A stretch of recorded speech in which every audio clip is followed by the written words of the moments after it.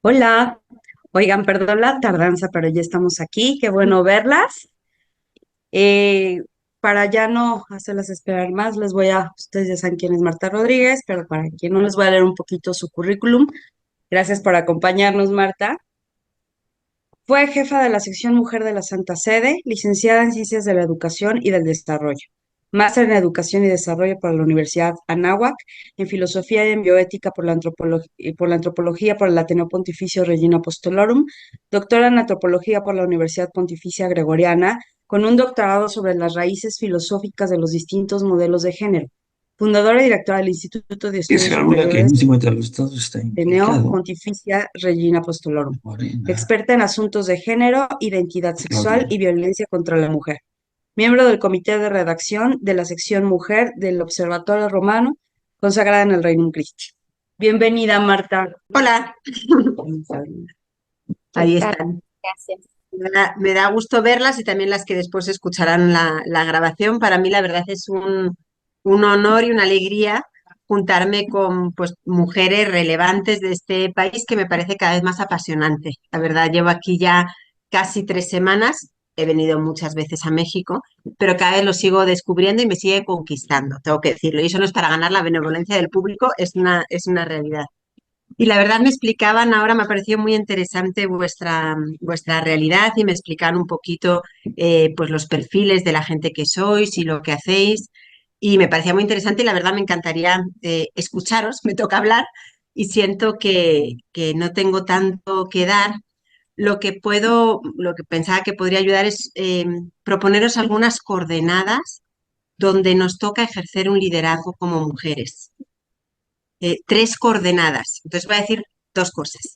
Primero, esas 3 coordenadas donde hoy nos toca ejercer un liderazgo, qué es lo que nos dicen de quiénes somos y de quiénes tenemos que ser como mujeres comprometidas en distintos ámbitos, cristianas, católicas.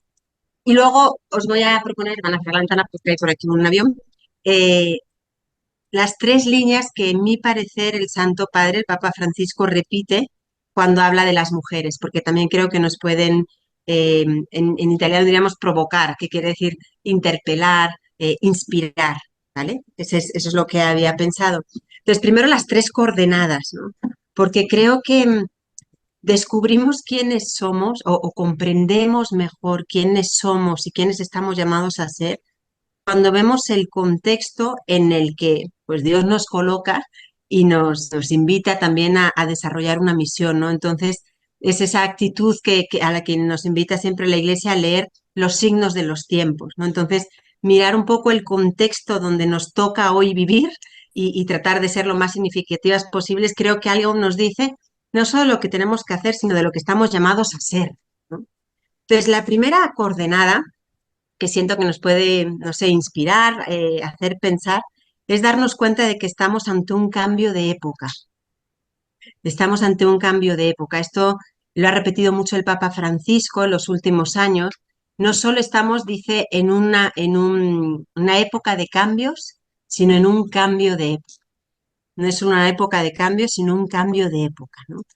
Porque hay momentos en la historia, creo que toda la historia es una época, es una historia de cambios, la cultura está en constante cambio, y sin embargo hay momentos en los que parece que hay como un quiebre particular, ¿no? Donde se necesita como que buscar o profundizar como con fundamentos nuevos, ¿no? Como que lo que había hasta entonces parece que se tambalea y exige como una gramática, una forma de acercarse que es distinta, ¿no? Y pues el Papa Francisco, y yo estoy muy de acuerdo, no es el único que lo dice, insiste mucho en que estamos ante un cambio de época. Y hay un documento que publicó uno de los dicasterios vaticanos. Un dicasterio, para quien está menos dentro de estos temas, es como un ministerio, ¿vale? Los países tienen ministerios que siguen determinadas agendas y la Santa Sede tiene dicasterios. Entonces son como sus ministerios que siguen temas, ¿no? Bueno, pues está el ministerio, digamos, el dicasterio de la educación católica, y sacó una constitución, un documento en el que reordena un poquito todos los estudios eclesiásticos. Y en la introducción dice algo muy interesante que yo le he dado muchas vueltas y os lo propongo por si algo puede suscitar, inspirar. Dice comienza diciendo, no estamos ante una época de cambio, sino ante un cambio de época que está caracterizada por una crisis antropológica y una crisis del desarrollo en el ámbito global. O sea, es un momento como de quiebre, ¿no? Dice, y el problema es que no tenemos todavía la cultura necesaria para responder a estos desafíos y es necesario construir liderazgos que marquen caminos. No tenemos la cultura necesaria para responder a estos desafíos y es necesario construir liderazgos que marquen caminos. Me parece muy, muy inspirador, ¿no? Porque pues es un documento que está hablando a las universidades pontificias, ¿no? Donde nos damos cuenta de que como hemos hecho las cosas hasta ahora, en las universidades que dependen de la Iglesia, o sea, con un peso de siglos, está muy dirigido a las universidades pontificias. Yo vivo en Roma, donde hay un montón de universidades pontificias, pues la Gregoriana tiene 5 siglos, o sea, son universidades con mucho peso, ¿no? Y dicen, lo que hemos hecho hasta ahora no es suficiente. Como hemos mirado, hablado, predicado, enseñado, comienza a no ser suficiente. No es que esté mal, pero no es suficiente porque estamos ante un cambio de época, ¿no? Hay un filósofo español viejito, sacerdote, que se llama Alfonso López Quintás, que habla de las palabras talismán. Dice que cada cultura tiene palabras talismán, ¿no? ¿Y qué es una palabra talismán? Una palabra talismán es una palabra que es mágica, porque lo que se le acerca se convierte en bueno y lo que se aleja se convierte en malo, ¿no? Y me atrevo a decir que las palabras talismán de hace 50 años y las de hoy han cambiado profundamente, porque quizás hace 50 años, o hace 40 o incluso cuando me educaron a mí, que no soy tan mayor, las palabras verdad, eh, a- no tanto la palabra, sino lo que se le acercaba, la autoridad, la moral, el bien objetivo, pues suscitaban un cierto respeto, ¿no? Y hoy en día, mucho menos, ¿no? Vengo llegando de Chihuahua y también, bueno, he estado por aquí en distintas universidades y en distintos contextos hemos hecho ejercicios de diálogo intergeneracional. Lo he hecho en 2 universidades y ahora mismo en Chihuahua. Y en ese ejercicio de diálogo internacional, intergeneracional, la pregunta era, em, ¿con qué palabras, con qué máximas, con qué valores te enseñaron a ti el bien y la moral, ¿no? Y por las palabras que salían por parte de los adultos pues se hace así porque lo digo yo, y esto es así porque lo dice la Iglesia, y estos son los mandamientos, y no lo digo como con crítica o en tono despectivo en absoluto, pero estaba muy claro que estaba bien, que era verdadero, que estaba mal, y eso daba mucho orden, ¿no? Eh, y sin embargo, hoy todo eso normalmente no solo no atrae, sino que hemos dado lo que yo digo una especie de pendulazo por el cual eh, la ley, digamos, ha sido sustituida por el individuo al centro, la persona, el individuo, ¿no? No tanto la ley cuanto lo que la persona ve, ¿no? Y cuando hablábamos con los jóvenes, mucho de su razonamiento moral era lo importante es bueno, lo que tú sientes, o sea, lo que tú ves, ¿no? Yo no me voy a meter desde, ¿no? Como con un grandísimo respeto hacia lo que la persona, el individuo ve, ¿no?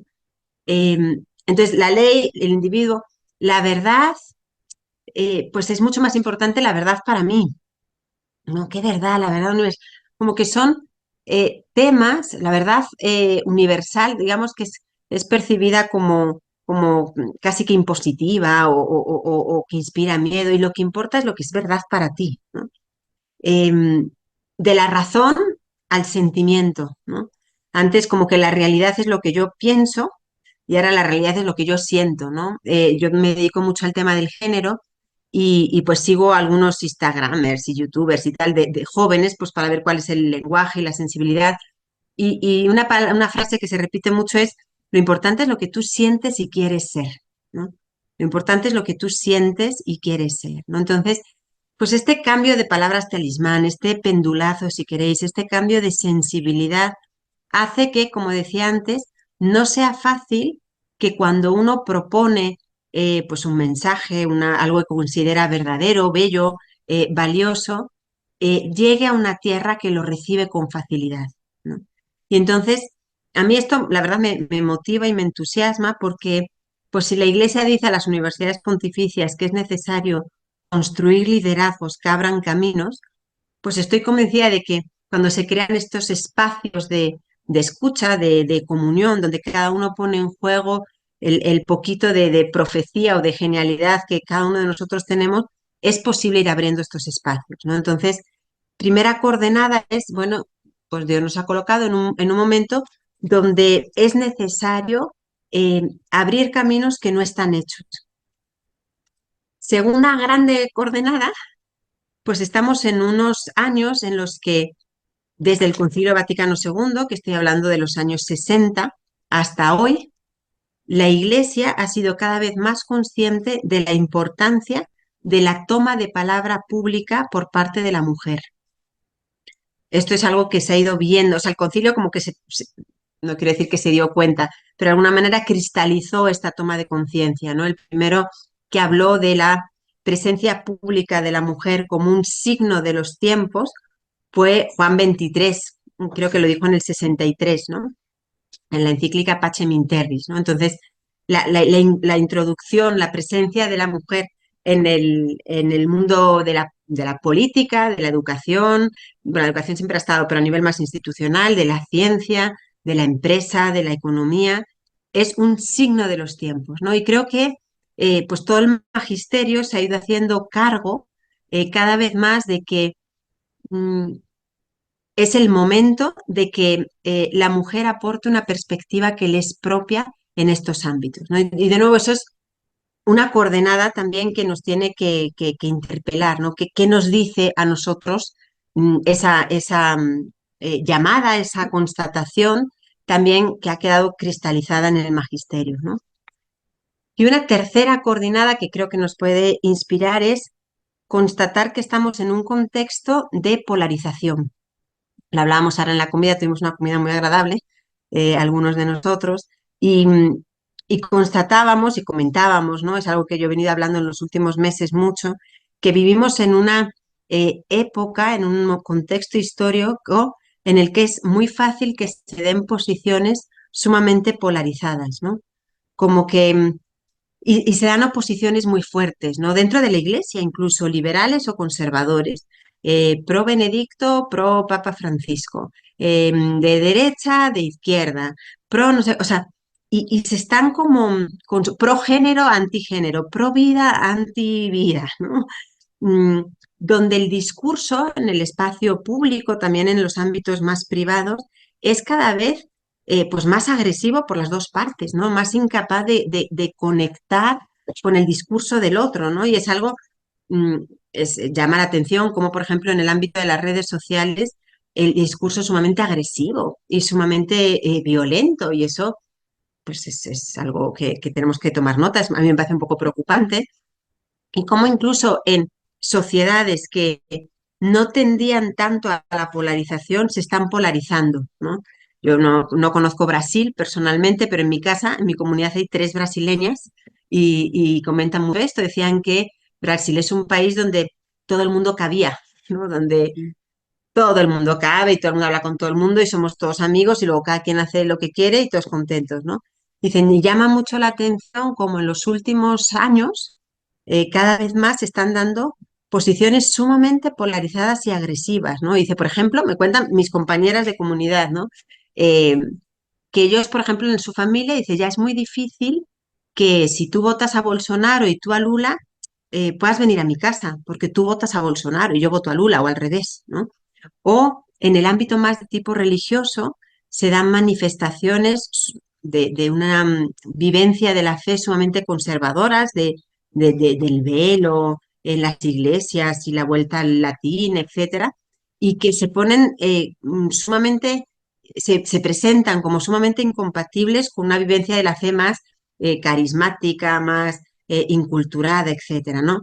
De nuevo, no estoy queriendo dar un juicio de valor sobre esto, pero estoy poniendo sobre la mesa, constatando que incluso en sociedades donde antes el diálogo era como algo que estaba por descontado, cada vez es más difícil, ¿no? Cada vez las personas se juntan solo con quienes piensan como ellos. Y es más difícil, decían, una persona que yo conozco también en España, que estamos igual, ¿eh? Estamos ahí, ¿no? No, yo no voy a invitar a mi casa a mis primos rojos, ¿no? Mis primos comunistas. Y pues toda la vida hemos crecido todos juntos muy contentos y no pasa nada tu opinión política ni de qué equipo eres, ¿no? Pero bueno, es un tomar conciencia y creo que a mí me llama mucho la responsabilidad de que hoy vivimos en un ambiente cada vez más polarizado y más agresivo, ¿no? Y creo que hay una dinámica en la polarización y me gustaría recorrerla un poquito con vosotros por si nos ayuda a hacer pensar.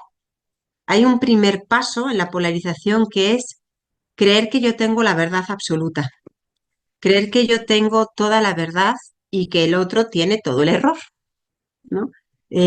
Creernos poseedores de alguna manera de la verdad, ¿no? Como mm, sin darnos cuenta, perdiendo de vista que si bien todos podemos conocer la verdad, siempre la conocemos de manera que es parcial, nunca de manera absoluta porque no somos Dios, ¿no? Pero bueno, hay un primer paso en la dinámica de la polarización que es la absolutización, ¿no? El pensar que yo tengo toda la razón, ¿no? Y excluir la posibilidad de que el otro lo tenga, ¿no? Pero después hay un segundo paso que es el pensar en blanco y negro. Este pensar en blanco y negro es ese tipo de pensamiento dicotómico que excluye, ¿no? O sea, es como que eso, o blanco o negro, o liberal o conservador, o de derecha o de izquierda, o pro trans, pro LGTB o anti LGTB. No hay posiciones, digamos, intermedias, ¿no? Y me he metido un poquito a estudiar, bueno, a estudiar tampoco, es una palabra muy fuerte, pero sí a investigar qué es eso del pensamiento dicotómico. Y pues he visto muchos vídeos y leído algunos artículos eh, que me confirman que se trata de una distorsión cognitiva. Así lo llaman los psicólogos, ¿no? Este pensamiento en blanco y negro es una distorsión cognitiva, porque nos hace pensar desde una perspectiva que es eh, reductiva y excluyente. Y nuestras decisiones están condicionadas por este pensamiento que es distorsionado, profundamente distorsionado, ¿no? Entonces, no solo podemos absolutizar, sino también, segundo paso, pensamos en blanco y negro. Y luego viene un tercer paso, un tercer elemento que entra en juego, que es el del miedo. Ahora que estuve en Chihuahua, eh, para comentar esto del miedo, para ilustrar esto del miedo, les presenté parte del chat, de algunos chats los que yo estoy, ¿no? Y me llamaba mucho la atención cuánto era presente en el ámbito de pensadores católicos, estoy hablando de pensadores católicos, o sea, gente con mucha formación, el tema del miedo, ¿no? Es que estos nos van a quitar a nuestros hijos, ¿no? Pues cuando a un padre le dicen te van a quitar a tus hijos, pues salta, digamos, todas las defensas. ¿Cómo que me van a quitar a mis hijos, no? O estamos de frente a la gran apostasía de la iglesia, ¿no? O esto es, eh, o sea, cierto tipo de discursos que lo que hacen es generar eh, miedo, generar un profundo miedo, ¿no? Y yo pues comentaba cómo cuando yo estoy en como una reacción de miedo, lo que se activa es la amígdala, ¿no? Que es eh, el sistema que nos permite reaccionar ante el peligro, ¿no? Y reaccionamos de una forma más instintiva, ¿no? Y por tanto menos racional. Cuando lo que nos mueve es el miedo, somos menos racionales porque actuamos en clave de defensa, ¿no? De autodefensa. Y somos capaces eso, de saltar 3 metros porque nos persigue el perro, pero uno razona menos, ¿no? Y eso es curioso. Yo siento que hoy en día crece el miedo, ¿no? Crece el miedo en los jóvenes ante un futuro incierto, ¿no? Porque pues ven unas situaciones políticas y económicas que no parecen nada prometedoras. Pero crece el miedo en el discurso social, ¿no? Miedo al otro, miedo a lo que suceda, miedo. Y siento que eso es pues muy mal camino, ¿no? Crece el miedo y luego viene un cuarto elemento que es ese identificarme con una posición que se concibe como excluyente y opuesta a la otra. O sea, yo ya no soy Marta, que tiene ideas, sensibilidades, situaciones, experiencias de todo tipo, sino que yo me coloco en la posición yo soy anti, ¿no? O yo soy pro, y el otro, que no es una persona de nuevo con todos sus matices, aspectos y todo, sino que es una que se coloca ahí, ¿no? Entonces, esa identificación de uno mismo con una postura, con una idea, y la identificación del otro con una postura, una idea que se conciben como excluyentes, que se conciben como una dialéctica necesaria, ¿no? Y absoluta, insuperable casi, ¿no? O sea, eso, no puedo comer con mis primos comunistas, no puedo comer con mis primos católicos. ¿Qué es esto? ¿Desde cuándo? Uno no puede comer con... Es un síntoma muy interesante que, a mi parecer, está creciendo, ¿no? Y luego, pues de ahí que, ¿cuál es la consecuencia? Que entramos en una dinámica de guerra cultural, de guerra, ¿no? Y se propone la guerra incluso con un enfoque cristiano, ¿no?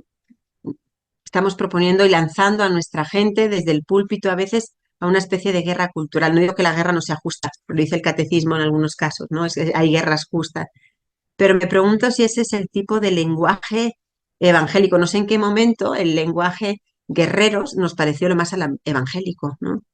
Así como lo del miedo, ¿no? Y aunque estoy solo con las coordenadas, me quiero detener en este tema de la polarización porque lo considero sumamente importante, ¿no? Aquí hay mujeres, y escucharán esto, mujeres que tienen un cierto impacto en distintos ámbitos. Me parece urgente que desde donde cada uno estemos hagamos lo posible por salir de esos discursos polarizados y polarizantes, ¿no? Y entonces, en vez de absolutizar la verdad que yo veo, reconocer que yo no tengo toda la verdad, ¿no? No tengo toda la verdad. Y entonces me puedo acercar a la posición del contrario, ¿ves? No sé, ni siquiera del contrario del otro, reconociendo que siempre tiene algo que aportarme, siempre tiene algo que aportarme. Incluso las posiciones y las ideas más lejanas creo que pueden ser un estímulo, por lo menos para repensar la propia posición. Y siento que hoy estamos cayendo en el riesgo de, como decía antes, de reducir la posición del otro a la peor versión de sí mismo. Y eso creo que no es justo, porque no es un debate serio ni honesto, ¿no? Sino que es una caricatura. A veces hacemos caricaturas del otro, ¿no? Entonces, en vez de absolutizar, matizar o relativizar la propia visión, que no estoy proponiendo el relativismo, ¿eh? No es relativismo lo que propongo más bien la humildad. O sea, la humildad de reconocer que yo no tengo toda la verdad y que siempre el otro tiene algo que aportarme, siempre, ¿no? Y entonces, en vez de pensar en blanco y negro, creo que hay que acercarnos a la realidad, comprendiendo la complejidad de lo real. La realidad siempre es mucho más compleja, ¿no? Y somos nosotros lo que queremos, las que lo queremos como encasillar en nuestras categorías reductivas, ¿no? Que nos hace sentirnos seguros y cómodos, pero que falsifican la realidad, ¿no? Y creo que en vez de la cultura del miedo, deberíamos de promover la cultura de la ponderación y de la serenidad, ¿no? Jesús, cuando se aparece después de la muerte, de la resurrección más bien, todos sus discursos empiezan diciendo no tengáis miedo, no tengáis miedo, no temas, no temáis, ¿no? Y Juan Pablo II empezó también su pontificado diciendo no temáis, no temáis. De nuevo, eso no quiere decir que no digas también Jesús estar alerta, vigilar, también es parte de su discurso, pero no es el centro, no es el ánimo. Jesús no quiere crear un ánimo de miedo, puede querer crear un ánimo de alerta, de conciencia del peligro, pero jamás un ánimo de miedo. Y, y aquí quiero hacer un paréntesis porque creo que hoy tenemos muchos motivos, digamos, para tener miedo, pero hay más motivos para no tenerlo. Y creo que el camino no es aumentar el miedo, sino disminuir, ponderar el miedo, ¿no? Y traigo aquí el ejemplo de Juan Pablo II en el contexto del comunismo, cuando él le tocaba ejercer su ministerio bueno, sacerdotal y también luego después como obispo en Cracovia. Él se encontró con un sistema en el que objetivamente había una imposición del poder por parte de los comunistas, y eso era clarísimo, ¿no? estaban coartados en su libertad, como nosotros nos podemos sentir hoy en algunos contextos y en algunos casos. ¿Y qué es lo que Juan Pablo II hizo? No un discurso de odio ni un discurso de miedo. Lo que él hizo fue formar jóvenes libres. A eso se dedicó, a formar jóvenes libres, jóvenes con sentido crítico, conscientes de su dignidad y, por tanto, capaces de ejercer su libertad.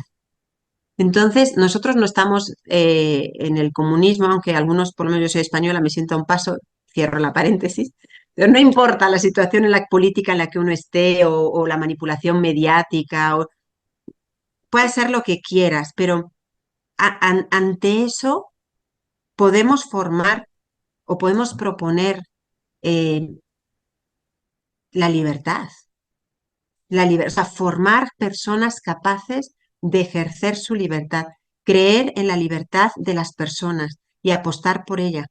Juan Pablo, no, Pablo VI, que es un papa que yo también quiero mucho a todos los papas, pero Pablo VI pues me conmueve mucho porque creo que sufrió un montón, ¿no? Él pues en los años 60, cuando había toda esa crisis después del concilio, él decía, este papa ha tenido una gran decisión y una gran apuesta a lo largo de su magisterio, que ha sido la de apostar por la libertad del hombre, creer en la libertad del hombre. Y yo pienso mucho en los jóvenes, que a veces los vemos de una manera caricaturizada, ¿no? Incapaces de reconocer el potencial que hay en ellos. Y yo creo que tenemos que apostar por la libertad de los jóvenes. No puede decir, ay, es que no son capaces. Es cuestión de darles la gramática adecuada y de acompañarlos, creo, ¿no? Entonces, en vez del miedo y en vez de esa identificación, esa eh, que reduce la posición del otro y que las concibe de modo excluyentes, la conciencia de que también cualquier posición, cualquier idea, tiene algo que aportarme. He seguido un poco, iba a decir de cerca, pero ahora me estoy alejando porque no me da la vida, un proyecto muy bonito de los focolares. Es un movimiento en la iglesia que me caen muy bien, son gente muy buena y se dedican mucho al diálogo interreligioso y al diálogo ecuménico y al diálogo de frontera y así. Y tienen un proyecto que se llama Dialog. Podéis entrar en internet y tienen bastante, bueno, bastante, tienen algo de documentación ahí subida, que empezó por la amistad entre un comunista y un focolar, uno del movimiento focolar y su amigo del Partido Comunista de Viena. Y ellos, porque eran amigos, se propusieron tratar de comprenderse mejor mutuamente. Y su objetivo no era reducir las diferencias que son radicales entre el marxismo y la visión católica, digamos, no pretendían decir que es lo mismo, pero hicieron un documento en el que primero los marxistas reconocían todos aquellos aspectos del catolicismo que habían comprendido mal y habían reducido injustamente. Y luego los católicos reconocían todos aquellos aspectos del marxismo que habían caricaturizado o no respetado de una manera adecuada. Y obviamente había puntos que eran irreconciliables en el valor de la vida o en la fe, muchos aspectos que no había forma. Pero ¿cuál es el resultado? Que se respetan mutuamente, que aprendieron el uno del otro. ¿Yo puedo aprender de un marxista? Pues sí, claro que puedo aprender de un marxista. Y tengo una cosmovisión en algunos puntos absolutamente irreconciliable y lo va a ser siempre. O sea, no pretendo decir que pensamos lo mismo. Yo tengo el sueño de hacer eso con las feministas de género, ¿no? Porque creo que de parte de la Iglesia no las hemos leído y las hemos criticado sin reconocer, sin conocerlas.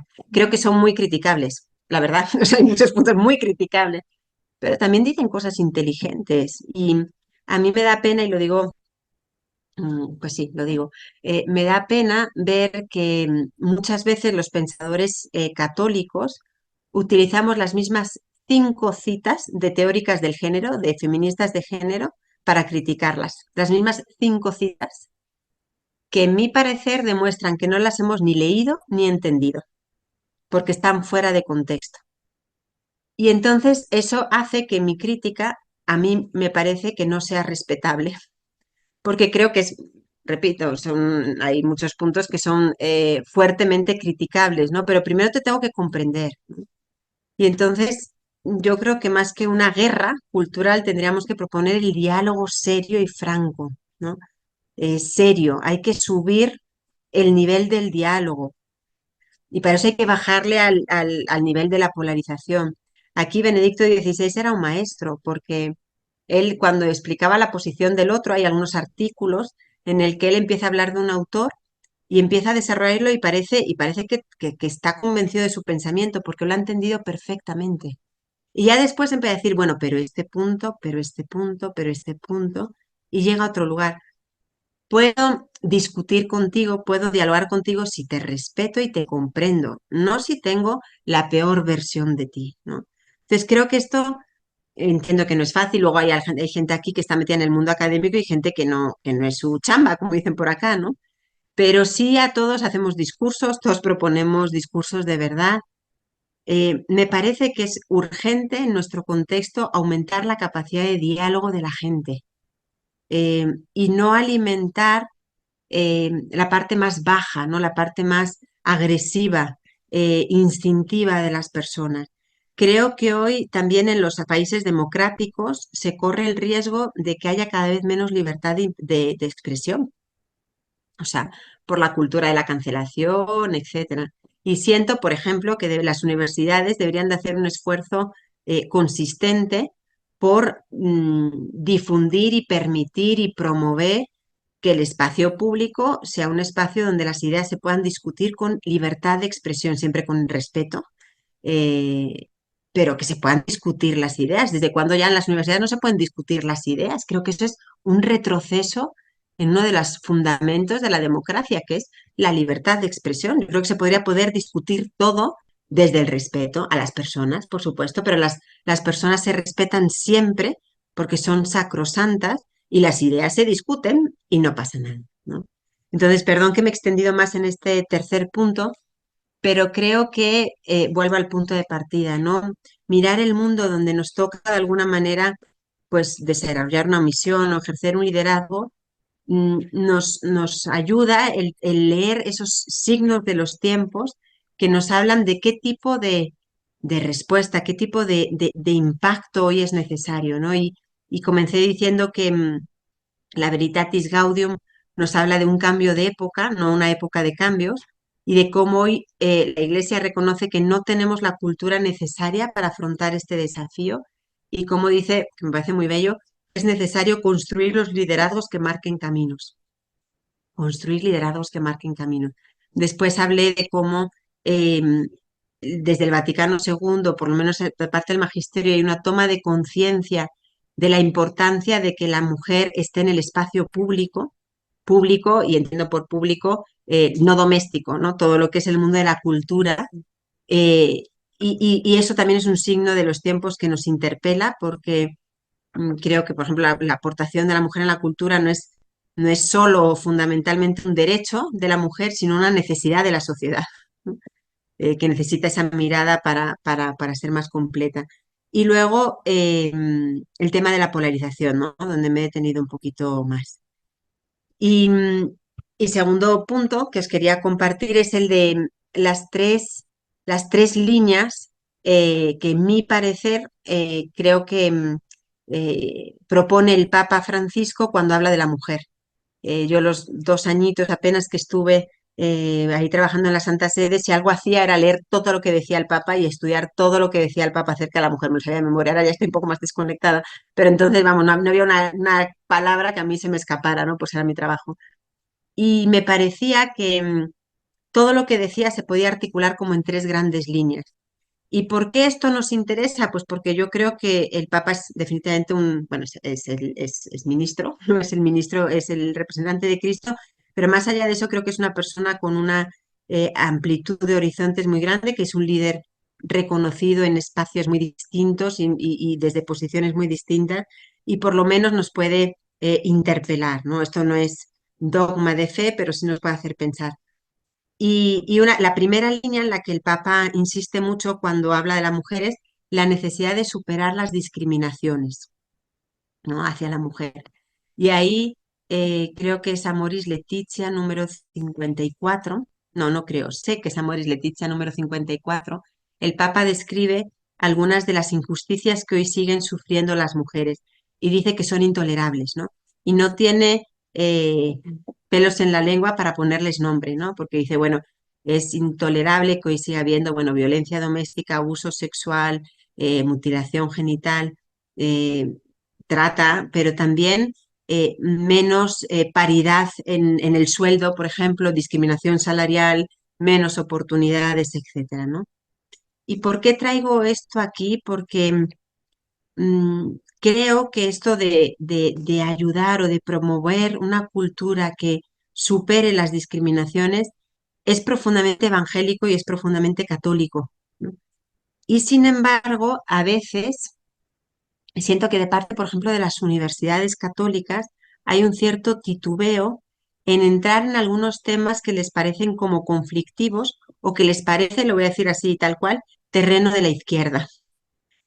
Hablo, por ejemplo, de la violencia contra las mujeres, aunque eso está cambiando un poquito, o de la gender equality, de la igualdad de género, ¿no? Em, en el tema de la igualdad de género hay mucho, mucho, mucho menos discurso católico que discurso desde otras orientaciones, ¿no? Porque por muchos años las universidades católicas, cuando escuchábamos la palabra género, nos asustábamos y nos tirábamos para atrás, ¿no? Porque nos parecía que era un terreno muy fácil de ser manipulado, porque pues se introdujo en las Naciones Unidas de una manera poco clara y ambigua y que pues venía con una visión muy... y nos retiramos. De hecho, hasta hace muy poquito pues será considerada casi el término género una palabra casi que herética, ¿no? Que no se debería utilizar. Creo, bueno, estoy convencida que eso ha cambiado y que debe de seguir cambiando, porque, bueno, Amoris Laetitia dice, número 56, que género y sexo se pueden distinguir y no se deben de separar. Y creo que es un término y un concepto adecuado que tiene que ser llenado de contenido desde una visión antropológica adecuada, ¿no? Pero el punto, vuelvo al retraernos del debate, ¿no? ¿En qué momento dejamos la cancha pensando que esa cancha no era posible aportar una palabra propia? No sé, no creo que fuera lo que hizo Jesús. Y no creo que sea el tipo de misión al que hoy estamos llamados, ¿no? Creo que podemos entrar en todos los temas, ¿no? Dando lo que somos desde nuestra identidad. Entonces, esa invitación, esa conciencia de que hay que superar las discriminaciones, tiene que ser llevada a cabo como parte del mensaje evangélico, porque Jesús siempre estuvo del lado de los pobres y del lado de los discriminados y del lado de los que siempre estuvo de ese lado, ¿no? Y hay un número en la Evangelii Gaudium que dice, ¿cómo es posible que el Evangelio no tenga consecuencias sociales? El Evangelio tiene consecuencias sociales y si no es que el Evangelio no ha sido suficientemente encarnado, ¿no? Entonces, ¿cómo es posible que sociedades como México, profundamente cristianas, o España, ¿eh?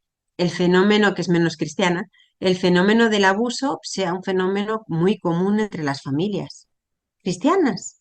Yo conozco gente de movimientos eclesiales, de vida parroquial, donde de manera muy oculta la cuestión del abuso está ahí, ¿no?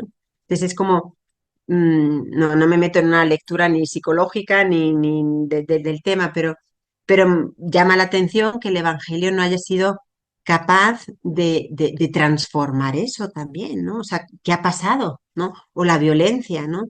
Mm, y como decía, a veces como que son temas o que son tabú o en los que no entramos. Eh, Pongo otro ejemplo, el tema de empoderamiento de las mujeres, ¿no? Eh, Creo que yo tuve un encuentro con mujeres en Ruanda en el 2018 y mi discurso era, a ver, yo creo que el empoderamiento es necesario y no es suficiente. Es necesario, o sea, si tú me dices que el empoderamiento es dar condiciones a las mujeres para que puedan estudiar, tener un trabajo digno, autonomía económica, me parece todo muy bien, estoy súper a favor del empoderamiento, ¿no? Pero me falta un discurso propiamente cristiano para llenar la palabra empoderamiento de un contenido que no sea solo el de las Naciones Unidas, que en este caso no lo critico, pero que vaya más allá, ¿no? Porque pues lo que yo propongo, lo que yo creo que como visión evangélica tendríamos que proponer es una educación para la relación sexuada, no sexual, sexuada, en la que varón y mujer sean conscientes de la dignidad propia y del otro, se respeten y sean conscientes también de que no pueden ser auténticamente ellos mismos sin el otro, o sea, que varón y mujer se engendran mutuamente de alguna manera, ¿no? Y entonces, por ejemplo, ¿no? Eso es mucho más que el empoderamiento, ¿no? Eso es redimir las relaciones sexuadas también, ¿no? Eso es educar para que pues no haya ni machismos ni feminismos que no corresponden a una visión redimida de la relación entre varón y mujer. Si en algún momento me pierdo, o sea, os parece que estoy dando un discurso que no se conecta, me hacéis así, ¿eh? Porque como entre que no veo a la gente y a vosotros nos miro porque la cámara está acá, me decís, oye, te estás despertando y me interrumpís, ¿vale? Pero bueno, el tema de superar las discriminaciones y de entrar en todas las batallas para llenarlas de contenido evangélico sin decir que esto no me pertenece, creo que es algo a lo que el Papa nos está invitando. Y esa era la primera línea, ¿no? El superar las discriminaciones. La segunda grande línea en la que él insiste mucho es hay que promover la presencia de la mujer en puestos decisionales, ¿no? Eso lo ha dicho desde la primera entrevista del 2013, la presencia de la mujer en puestos de responsabilidad, la presencia de la mujer en puestos de responsabilidad. Y de nuevo, yo creo que eso yo no lo pienso solo en clave del derecho a la mujer, que también, sino en clave de cuánta necesidad tienen estos espacios de que haya una voz alternativa, ¿no? Porque creo que los espacios son más ricos cuando están las dos perspectivas, varón y mujer, ¿no? Está bastante demostrado, estos son un tipo de estudios que a mí me encanta coleccionar porque me confirman la visión antropológica que traigo, que los ambientes solo masculinos o solo femeninos lo que hacen es aumentar los defectos propios de los varones y de las mujeres, ¿no?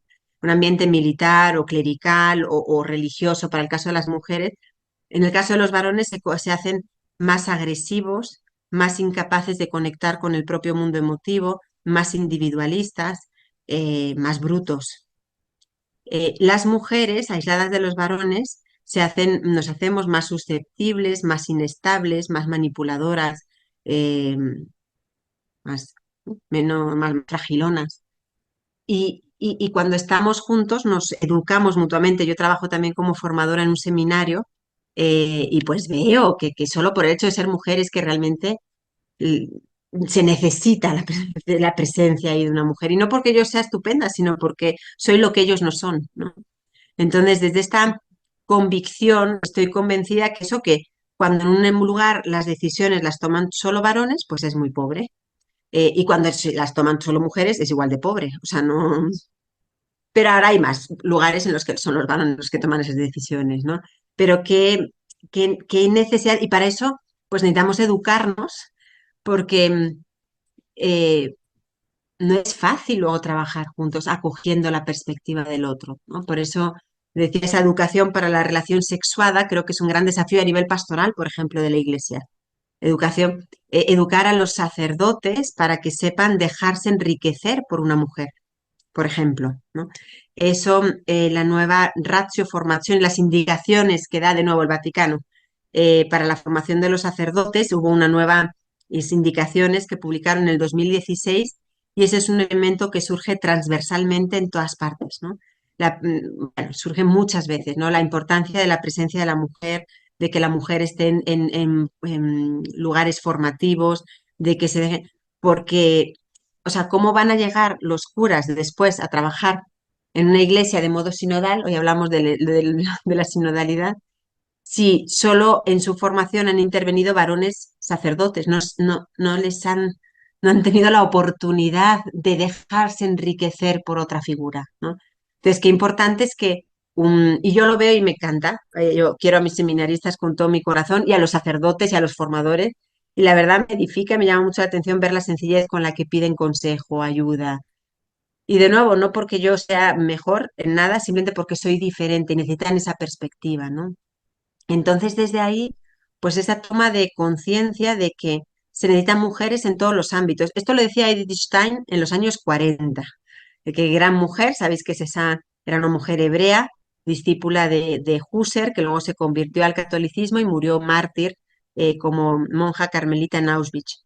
Y ella en los años 40 decía, se necesitan mujeres en todos los ámbitos, política, economía, y en esos años pues era bastante novedoso que se dijera, dice, porque ahí la mujer va a aportar lo que es propio, lo que le es propio, ¿no?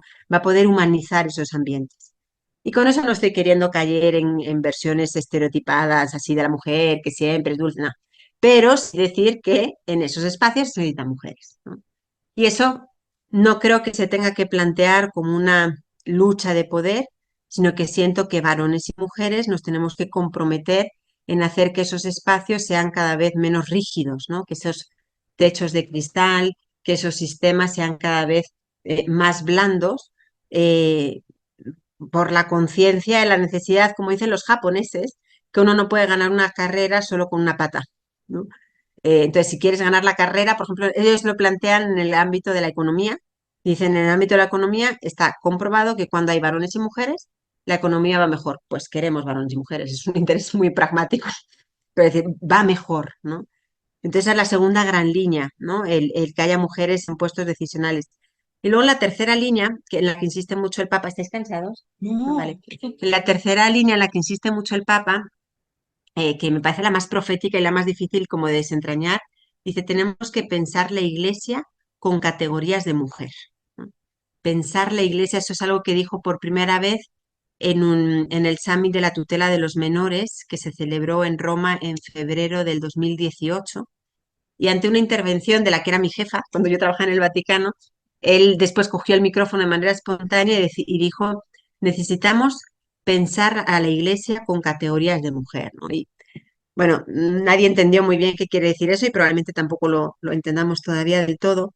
Pero a mí sí me inspira porque me recuerda a lo que las feministas de la diferencia, las feministas de la diferencia, es un feminismo que a mí me gusta mucho, aunque he estudiado menos, he estudiado poco, de hecho, porque yo he estudiado más el feminismo de las de género, más anglosajón, pero las feministas de la diferencia, que trabajaron sobre todo en, bueno, que son más fuertes en Francia, en Bélgica, en Italia, insistieron mucho en que el mundo había sido pensado con categorías masculinas, son sumamente críticas, ¿no? Entonces, a ver, el mundo, las reglas, la cultura, han sido pensados con categorías masculinas. Y entonces es muy reacio a recibir la aportación de la mujer. Y ellas hicieron todo un esfuerzo también muy crítico y muy, ¿no? de criticar esos presupuestos que se piensa que son neutros, pero que en el fondo son masculinos, ¿no? A mí eso cuando lo estudié, la verdad, se me hacía un poco incomprensible, pero cuando empecé a trabajar en el Vaticano lo comprendí más y a ver si lo explico con un ejemplo. Pensad, por ejemplo, en el mundo del trabajo, ¿no? Cuando la mujer entra en el mundo del trabajo, muchas veces ha sentido ante la dicotomía de decir, a ver, o asciendo en el mundo del trabajo o cuida a mi familia, ¿no? Ahí luego hay mujeres privilegiadas que tienen ayudas, situaciones económicas que les permiten conciliar las dos cosas, pero en muchos casos, eso en Europa es clarísimo y en Estados Unidos también, pues las mujeres han tenido que renunciar a un cierto progreso en su carrera o a tener más hijos de los que hubieran querido también. Hicimos un estudio con una gran empresa de managers, no, una gran asociación de managers italianos. Hicieron unas encuestas en distintos países de Europa y así, y un porcentaje que ahora no recuerdo, pero muy alto de mujeres en puestos de envergadura en las empresas decían que hubieran querido tener más hijos de los que tuvieron, pero no pudieron tenerlos, pues porque no pudieron tenerlos, ¿no? Y entonces esas mujeres que entran en el mundo del trabajo se encuentran anda ese dilema y la pregunta es, bueno, ¿el mundo del trabajo tendría que ser así? O sea, ¿es la mujer la que tiene que tomar la decisión de familia o trabajo? ¿O se puede pensar en el mundo del trabajo con otra lógica, con una lógica más flexible? Por ejemplo, el COVID creo que nos demostró que uno puede trabajar con flexibilidad espacio-temporal, en remoto, y quizás podríamos pensar en modelos organizativos del mundo del trabajo donde la presencia física no sea un requisito siempre necesario, donde los horarios de las empresas, por lo menos en España, que somos muy brutos, es que entran a las 9 de la mañana y salen a las 8 de la noche. Y si te sales antes, te pierdes las reuniones importantes y estás fuera del juego. Llegas a tu casa a las 9. Pues eso no es bueno para la mujer, pero tampoco creo que sea bueno para el hombre. O sea, no está bien Entonces, quizás hay que pensar, el mundo del trabajo tenemos en el instituto, yo ahí me he salido de ese proyecto, me tocó empezarlo, pero luego me salí porque me he metido en otros temas, un proyecto con empresarios que es para favorecer modelos organizativos del mundo del trabajo más flexibles, más humanos, ¿no? Eh, con la persona al centro. Y no es un discurso solo para mujeres, y esto es importante, es un discurso para varones y mujeres. Las mujeres tienen sus exigencias propias, ¿no? Eh, y también es justo que la ley tenga en cuenta estas exigencias propias, porque a veces eh, también, o sea, hay que tratar diferente lo que a veces es diferente, ¿no? Eh, por ejemplo, podríamos tener en cuenta, o sea, la maternidad para la mujer es sumamente penalizante porque está fuera de juego un tiempo, ¿no? Pues quizás habría que pensar en que las carreras podrían concebirse de una manera más flexible, ¿no? Y que no sea tan difícil volverse a poner en juego después de que uno baje el ritmo, porque a veces que ya perdiste tu puesto, ¿no? Entonces, quizá la carrera de una mujer en vez de ser así, pues es así y luego, ¿no? Y luego vuelve a subir, ¿no? Y que se pueda volver a poner en juego con todo y que se considere el tiempo también de la maternidad como un tiempo de calidad. Hay un proyecto en Milán muy chulo que se llama Maternity as a Master, ¿no? Que la maternidad es como un máster, porque pues está demostrado que la maternidad comporta una explosión neuronal eh, que enriquece y que desarrolla las competencias blandas de las mujeres, ¿no? Entonces, pues vale, se le puede ser considerado un tiempo de formación, donde también la empresa invierta en esa formación, ¿no? Y no haga sentir a la mujer sumamente culpable. Y siempre las mujeres de hoy viven estresadísimas, ¿no? Sienten que nunca llegan, que no son buenas madres, nuevas profesionales, ni buenas mujeres, porque siempre están estiradas por todas partes. Ese es el problema de las mujeres españolas. O sea, viven estresadas siempre. Dicen, ¿qué conciliación familia y trabajo? Ni qué conciliación. Vivimos con el estrés. Bueno, pues quizás es problema de las mujeres que somos muy estresadas, pues algo puede haber eso, pero quizás es que el mundo del trabajo está mal hecho, ¿no? Entonces, vuelvo a lo que dice el Papa, de hay que pensar la Iglesia cuando los ritmos, las exigencias, las estructuras, cuando entra otra figura, tienen que ser de alguna manera repensadas, ¿no? Enriquecidas. Pienso, eso sucedía en los horarios de la curia. Yo entré a trabajar en la curia romana y ya había evolucionado, porque antes era peor, y era un horario para curas, porque era de 8 a 12 y de 4 a 7. O sea, 3 horas de pausa comida. Y acabas a las 7 de la tarde. ¿Qué madre y qué padre puede soportar ese ritmo? Pero los curas estaban muy contentos porque de 12 a 4 iban a su casa, rezaban su hora media, comían, dormían su siesta y luego regresaban a trabajar. ¿Vale? La curia romana estaba pensada para exigencias de curas. Van entrando laicas y hay que pensar otros ritmos. O sea, no tengas a una madre con 3 horas en la comida donde los niños están en el colegio, es que no te sirven para nada las 3 horas. Déjame acabar a las 3 de la tarde mi jornada laboral. Bueno, pues no sabes lo difícil que fue. Y todavía están con batallas. Es súper rígida. Dice, ay, señor, ¿no? Bueno, pensar la iglesia con categorías de mujer. Si hay por aquí alguna teóloga, pues que se sienta llamada a desarrollar una él lo dice en el ámbito, por ejemplo, de la eclesiología, o sea, de la parte de la teología que estudia la iglesia, ¿no? Dices, pues si la iglesia es esposa y madre, ¿quién es mejor de quienes viven la responsabilidad de la maternidad pueden enriquecer y desvelar los matices y los rostros que esto significa, ¿no? En la Evangelii Gaudium hay unos números que me encantan que son sobre madre que acoge, ¿no? Una madre, la iglesia es una madre que de puertas abiertas, que va a las periferias. Bueno, ¿quién es mejor que las madres pueden llenar de contenido esa comprensión de la iglesia, ¿no? Entonces, esas tres líneas, ¿no? Superar las discriminaciones, mujeres en puestos decisionales, de nuevo, no como una lucha de poder, sino como un remar juntos, o sea, un buscar enriquecernos y aportar cada uno desde el respeto, desde la conciencia del valor añadido del otro, poder construir juntos un mundo pues más humano, ¿no? Y luego pensar la iglesia, pensar los espacios con categorías de mujer, ¿no? Hay una teóloga que yo sigo un poquito, Blanca Castilla de Cortázar, que dice que la división rígida de los ámbitos es consecuencia del pecado original, porque dice que después del pecado original tenemos una familia sin padre y una cultura sin madre.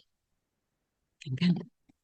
Y necesitamos familias con padres y culturas con madres. Y eso porque son distintos, o sea, porque somos radicalmente distintos, pero se necesita la aportación de los dos en los dos ámbitos, ¿no?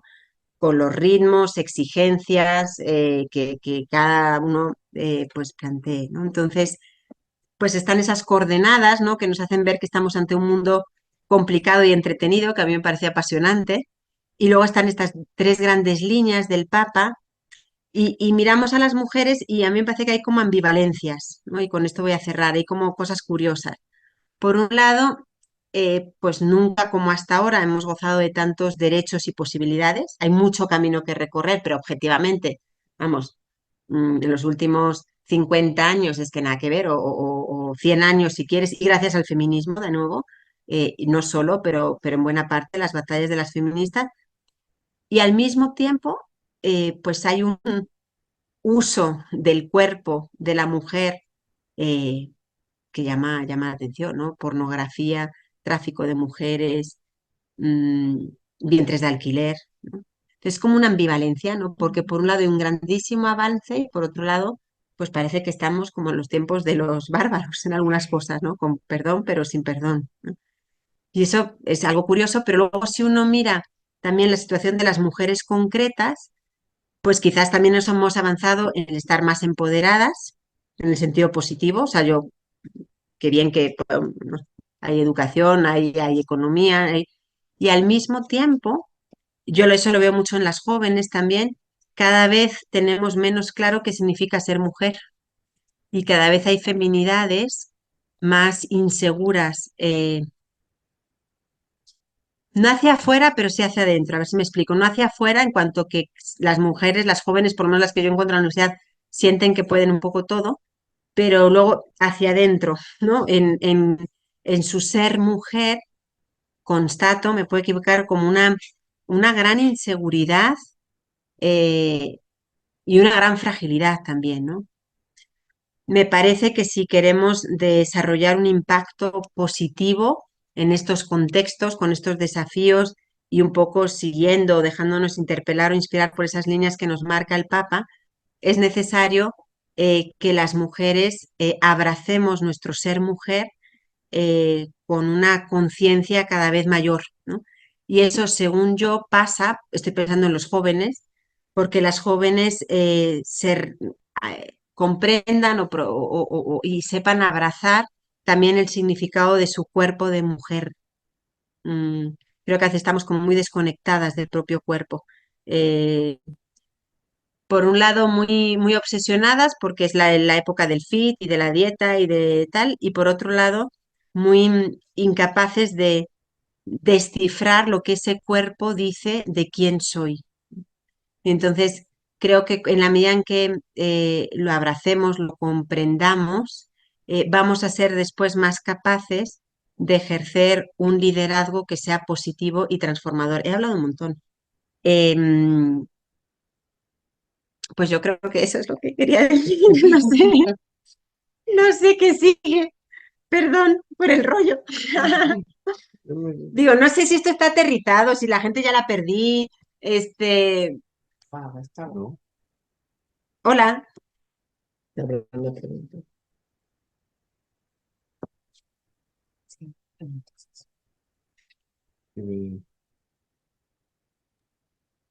Hola, hola.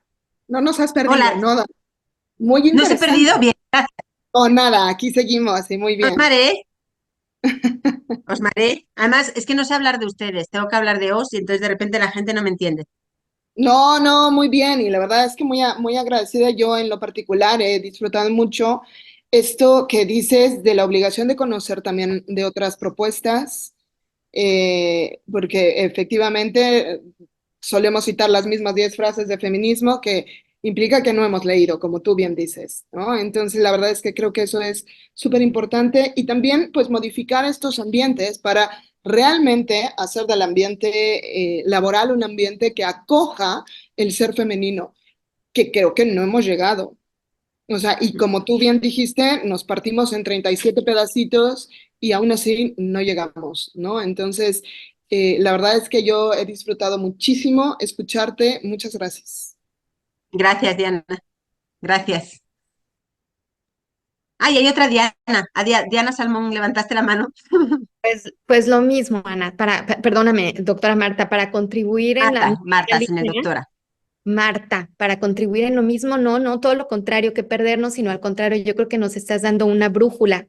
Pues muchísimas gracias, muchas gracias por toda la contribución y yo creo que también el tema de ser persona, no solamente para las mujeres, sino ese ser quienes somos como personas, como seres humanos, pues es algo que nos hemos perdido, ¿no? Que es un problema también de la actualidad no solamente en el feminismo, sino también en el ser persona, en el ser humano. Pues sí hablamos desde la Declaración de los Derechos Humanos, de la dignidad humana, pero realmente no lo ejercemos, no sabemos lo que es la dignidad humana. Y mucho de eso pues nos está llevando a lo que tú mencionas como el relativismo. Entonces, pues maravilloso nos lo estás ofreciendo desde el punto de vista de mujer, de ser mujer. Y ahí sí te preguntaría, en este momento, en esta actualidad en la que nos enfrentamos con una distorsión del ser humano, ¿no? No solamente de la mujer, sino del ser humano, ¿cómo nos darías esas bases para nosotros encontrar esa feminidad en este mundo actual, en este mundo contemporáneo? En México vivimos, pues sí, coyunturas, ¿no? Estructurales, tú sabes, en el punto de vista político que ahorita nos está, pues, apabullando y nos está preocupando y que ustedes finalmente lo vivieron también en Europa y lo están viviendo en España y pues me encantaría escuchar tu propia, percepción acerca de esto como esta mujer que promueve este cambio, ¿no? De ver la feminidad y el feminismo. La verdad, no sé si mi respuesta va a ser muy satisfactoria porque lo que me viene es más en el ámbito de la pastoral, de la formación, del acompañamiento, ¿no? Decíamos ahora la comida, quizás la parte del discurso más público, ahora mismo me cuesta más pensar en algo concreto, pero bueno, empiezo con lo de la pastoral. em, para desarrollar lo que decía del cuerpo, que quizás no sé si se entiende o no. Em, ¿Por qué insisto en lo del cuerpo? Porque he notado, hablando con jóvenes y con señoras, o sea, pongo el ejemplo muy concreto. Yo tengo una conferencia en la que comparto una lectura de lo que significa el cuerpo del varón y de la mujer. ¿En qué sentido? No en el sentido funcionalista o biológico, cuanto en el sentido que podrían decir las feministas de la diferencia, nuestro cuerpo es un modo de estar en el mundo y podemos leer en ello algunas modalidades relacionales, ¿no? O sea, modalidades relacionales que no son estereotipos ni características fijas, cerradas, pero sí es una modalidad relacional, ¿no? Y mi experiencia cuando describo el cuerpo es que el auditorio, y lo he hecho con jóvenes de México, de Colombia, de España, de Italia, principalmente, de Alemania también, con un inglés malísimo, pero lo hice, y lo he hecho con señoras también, y con varones, y con sacerdotes, lo he hecho en distintos ámbitos. Lo que yo noto después de esas conferencias es estupor y un decir, no había puesto palabras a lo que yo sentía dentro, pero no sabía si era verdadero o no. O sea, como si hubiera y no es una cosa, te digo, de tipo funcionalístico, es decir, a ver, disposiciones relacionales que uno puede de alguna manera leer en el cuerpo. Cuando estoy en un ambiente católico, hablo del cuerpo también como un lugar donde podemos leer la imagen de Dios, ¿no? Ese estupor y ese decir gracias por ponerme palabras, a mí me dice mucho, ¿no? O sea, por un lado, gracias por ponerle palabras me habla de como la desconexión, ¿no? Que podemos sentir hacia, ¿no? Hacia, no digo el cuerpo, pero por tanto también hacia la propia feminidad. Y ese estupor me hace pensar que somos capaces de reconocer dentro de nosotros cuando alguien nos habla de los anhelos que tenemos en el corazón. O sea, que estamos bien hechos. O sea, como que el corazón reconoce la belleza que le habla de quién es. Entonces, esa experiencia de lo que, o sea, la reacción es de sorpresa y de decir, Gracias. Con sacerdotes, muchísimo, con religiosas también lo he hecho. Entonces, mm, eso me habla de la desconexión que tenemos con nuestra propia feminidad. Entonces, yo digo, te he dicho una cosa muy, muy sencilla que yo hago más en el ámbito pastoral, pero veo una necesidad que habría que lograr colmar en distintos niveles. No siempre va a ser esta descripción del cuerpo, pero veo una necesidad, ¿no? Y ahí, pues, yo te devuelvo la pregunta y os planteo a vosotros la necesidad, no para que respondáis ahora, pero me gusta la definición de apóstol como aquel que identifica necesidades. Hay que identificar las necesidades y responder a ellas, ¿no? Entonces, bueno, yo planteo una necesidad quizá no muy bien definida, quizá la he dicho un poquito medio así, medio abstracta, pero a ver qué suscita y cada quien, pues desde su ámbito, cómo se puede colmar esto que yo percibo que es como una laguna, ¿no? Eh, y es curioso, siento esa desconexión de las mujeres consigo mismas y luego en el espacio público, en México no tanto, pero en Estados Unidos está tremendo y en España empieza a estarlo, no se puede decir lo que es una mujer. O sea, no se puede decir lo que es una mujer, ¿no? El famoso documental ese de What's a Woman, pues quién sabe, ¿no? Todo aquella o aquelle o aquelli que se perciba como mujer, ¿no? Y creo que aquí hay que aliarse con las feministas, la verdad, porque ellas han luchado muchísimo por los derechos y la dignidad de la mujer y no queremos permitir que se borren las mujeres, ¿no? Entonces aquí creo que aquí hay una alianza y un camino que hacer con las feministas, es decir, no vamos a echar por tierra 100 años o 200 de feminismo, o sea, la mujer y ya está, ¿no? Pero llama la atención, eso no está tan fuerte en México, pero en Estados Unidos está tremendo lo de que es una mujer, o sea, y ahí vamos, ¿no? Porque estamos muy cerca, entonces ojalá nos adelantemos, ¿no? Ahora en Chihuahua les hablaba de liderazgos proactivos y liderazgos reactivos, ¿no? Y todos son buenos, se necesitan en la iglesia liderazgos reactivos y liderazgos proactivos, ¿no? El reactivo es el que reacciona y el proactivo es el que va un pasito más adelante, ¿no? Y les ponía ejemplo, esto es un esquema que robé de un amigo sacerdote que dimos una plática juntas, esta idea no es mía, es de él, es del padre Gabriel Wendt, que es un grandísimo amigo mío, sacerdote alemán, y él entre los liderazgos reactivos dice, está a ver si me acuerdo, el profeta, porque el profeta denuncia algo que no está bien, denuncia, y se necesitan profetas que denuncien. Está el mártir es el que resiste porque es testigo de la verdad y se necesitan mártires. Está el reformador, que es el que reacciona ante una herejía y reformula de alguna manera la fe de una manera más completa. Y hoy necesitamos también reformadores. Y estaba el cuarto liderazgo, es el protector, el que se retira y protege, ¿no? A los más vulnerables. Son liderados reactivos y son necesarios hoy en la iglesia, ¿no?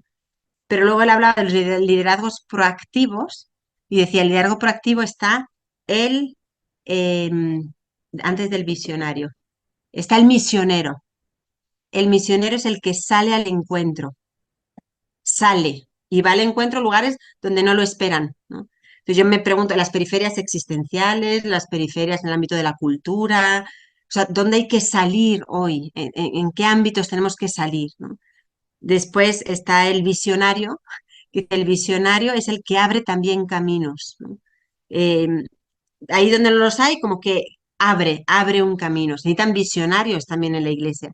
Y después el último, que yo la llamo apóstol, pero él llama el fundador. Dice, el fundador es el que identifica una necesidad y responde creando un formato, es decir, con algo que es replicable, ¿no? Eh, y o sea, me gustó mucho porque es una definición, una clasificación muy sencilla, porque ningún tipo de liderazgo es mejor que el otro. Se necesitan profetas, mártires, protectores, pero también misioneros, visionarios y fundadores. Entonces, pues yo os he planteado aquí algunas necesidades. ¿Qué nos toca? O sea, en el ámbito en que cada una está, ¿qué se puede hacer? O sea, y a cada quien le toca una batalla que es muy distinta, ¿no? Pero cómo responder, y cada quien tiene que jugar a fondo su propia batalla, ¿no? Como dice Greenpeace, hay que pensar globalmente y actuar localmente, pero ahí qué tipo de liderazgo pues Dios nos llama a desempeñar. El sacerdote alemán, preguntan por ahí, y se llama el padre Gabriel Wendt, es muy joven, tiene 36 años, es de mis mejores amigos, y con él hacemos los cursos que estamos dando en distintas universidades sobre el diálogo en la cultura posmoderna. Y estas ideas las tiene publicado en un libro que se llama, como no me acuerdo cómo se llama y me va a matar porque lo he visto mil veces, pero luego le mando a Ana la referencia. Lo tiene publicado, está en inglés. La verdad es que vale la pena leerlo, es muy interesante. Y yo lo he dicho en 3 minutos y él lo explica bien, ¿vale? Julieta, ¿estás aquí, Julieta? Julieta, has levantado la mano. Aquí, sí, aquí Hola. estoy. Dale, bueno, qué Querida honor. Marta, qué gusto. Después de toda la exprimida de Chihuahua, yo no sé cómo tienes esta vitalidad para estar conectada con todas Pues nosotras yo tampoco, y pero mira, la nosotros. Virgen me la dio. Fui a ver a la Virgen de Guadalupe hoy. Me llevó Jesús y ahí me vino. Bueno, qué bárbara. Te lo Oye, pues yo creo recomiendo. que sí, sí, te viene del cielo.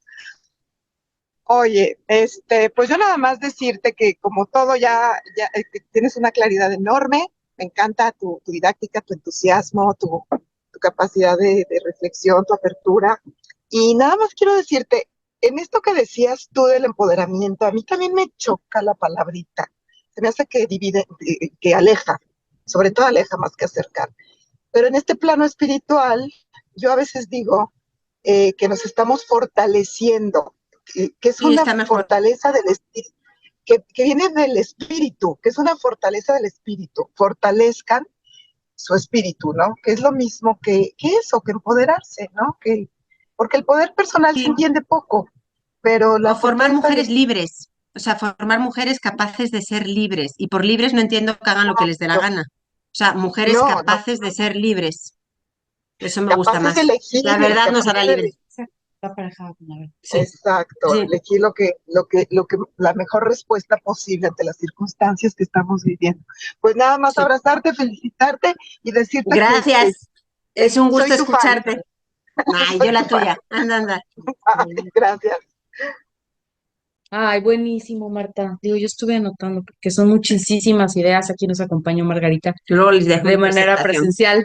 Luego les Gracias, dejo mi Margarita. presentación. Se grabó la conferencia, la plática, se las Yo, vamos a pasar. Eu. yo, Ana, también, ya ves que soy súper ñoña, ¿dónde podemos leer a Marta? Buena pregunta. A ver, tengo muy pocas cosas publicadas, pero el mes que viene sale una que yo creo que puede ayudar. Eh, Voy a publicar un libro que se llama Género, Jóvenes, Iglesia, con la editorial Bien, Encuentro, que tiene buena difusión aquí en México.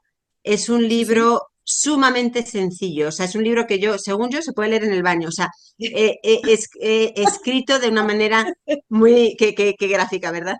Ya, ¿sabes qué? Que empieza a perder los filtros, entonces es un peligro. Muy divulgativo lo que yo suelo decir en los cursos. Entonces tiene un Va. fundamento filosófico, pero está dicho muy sencillo, eso creo que puede ayudar. Oye, Y muy bien. luego les pongo, bueno, en academia.edu tengo las publicaciones que tengo, pero no son muchísimas, la verdad, son como 7 u 8, no son gran que tengo que Ah, escribir más. excelente. Ah, pero te busco en Y academia. ponerte más en YouTube con tus conferencias. Sí, es que ¿No? son súper valiosas. Sí. Súper, gracias. Todas son de José Antonio. Hay una No me entrevista que gusta creo las que no es de fotos José de... Antonio. ¿Así? Creo que sí, hay una que yo vi que no es de José Antonio. Pero si hay alguna otra pregunta, algún comentario, les pasamos la grabación porque esto no tiene desperdicio. Creo que todas súper anotamos. ¿No? Pues bueno, ay, Pues Marta. gracias. No, hombre, Gracias por la muchas. confianza. Mucho ánimo, Ay, mucho ánimo. Que la Virgen de Guadalupe, hoy pedí por vosotros a la Virgen, Gracias, Marta. que la Virgen os acompañe y os guíe. gracias a todas, Diana, Gracias. doctora, Yuli, Guillermo, Bea, gracias. Margarita, mil gracias por estar con nosotros presencial. Qué honor. ¿Quieres Qué decir honor. algo? No, nada, nada. Bueno, pues cerramos y muchísimas gracias. Les mandamos la grabación. Bye. Bye.